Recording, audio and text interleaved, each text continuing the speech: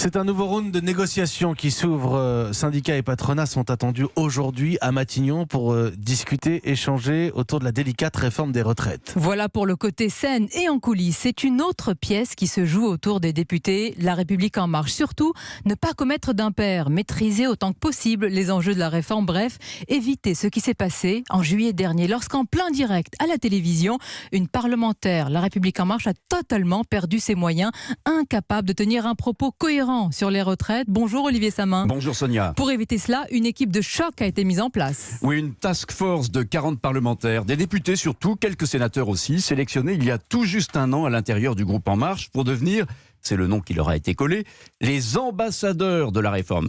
Pas tous des spécialistes au départ, on les a donc mis en tension.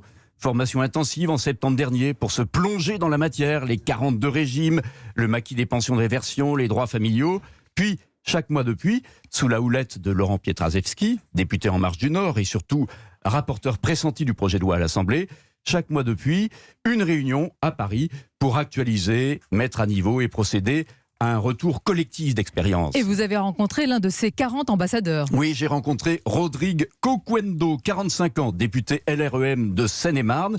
Il a suivi tout ce programme et très vite, il a été envoyé sur le terrain pour venir en aide à ses collègues, députés de base, pas toujours très à l'aise quand une question pointue leur est posée.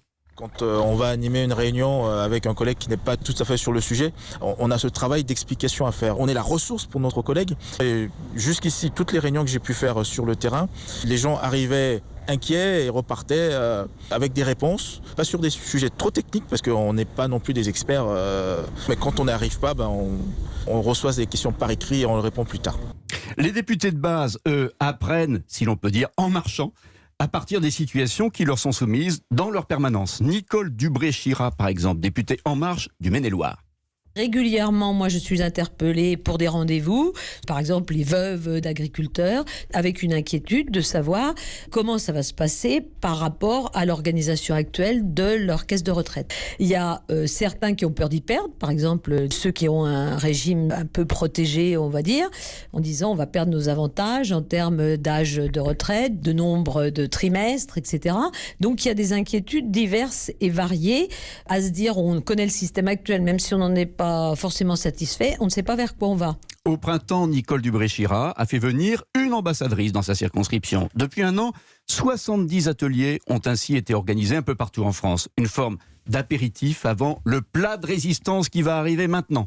L'homme qui pilote les ambassadeurs, Laurent Pietraszewski, ancien DRH chez Auchan, sait que le défi maintenant, c'est de vendre cette réforme, à la fois ultra technique et tellement lourde de conséquences pour tous les Français. Il va falloir trouver les mots. Je ne sais pas si c'est la retraite pour les nuls, mais en tous les cas, c'est la retraite compréhensible par tous. Voilà. Le rôle des députés, c'est de ne pas maintenir le sujet d'une réforme aussi importante dans les mains et l'esprit de quelques-uns. L'idée, c'est d'utiliser les mots les plus simples, mais aussi ceux qui nous appartiennent, ceux qui nous ressemblent. Alors c'est sûr, ça va secouer, pense Nicole Dubré-Chirat, la députée du Maine-et-Loire, mais on en a vu d'autres. La réforme des cheminots, par exemple, ou la fonction publique. Elles sont passées. Celle-là, ce sera la même chose, dit-elle, vu comme on s'y prépare. Il faut avoir réponse à tout sur cette réforme des retraites. Merci Olivier Samin. C'était l'enquête du journal de 8h. Nous, à la rédaction, quand on a une question à poser sur la réforme des retraites, c'est à Olivier Samin qu'on la pose.